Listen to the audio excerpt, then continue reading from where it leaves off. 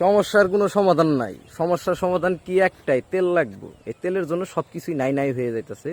তো এই যে মাস্টার্স পরীক্ষা দিব, তো এই পরীক্ষা দেওয়ার সময় তাদের কারেন্ট চলে যায়, লোডশেডিং। এই লোডশেডিংয়ের কারণে তাহাদের মোমবাতি দিয়া পরীক্ষা দিতে হয়।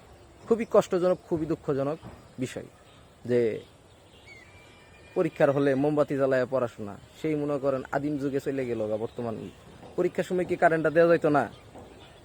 আর এটা মাস্টার্স পরীক্ষা কখন দেয়? সারা জীবনে পুরো পড়াশোনা শেষ করার পরে মাস্টার্সের পরে বিসিএস। ওটা তো মনে করেন ক্যাডার বাহিনীরা পড়াশোনা করে, এটা তো সবাই করতে পারে না। তো এখন কথা হইলো যে এই মোমবাতির আলোতে পরীক্ষা কয়দিন দিব? শুক্রবারের নামাজের সময় একটা নামাজ হয়, জুম্মার নামাজ, একসাথে হাজার হাজার মুসল্লি, শয়ে মুসল্লি নামাজ পড়ে মসজিদে। ওই সময় কারেন্টটা জায়গা, সকালবেলা ঘুম থেকে উঠে কারেন্ট জায়গা, সন্ধ্যাবেলা কারেন্ট জায়গা। কারেন্টের একটা বিশাল একটা সমস্যা হয়েছে।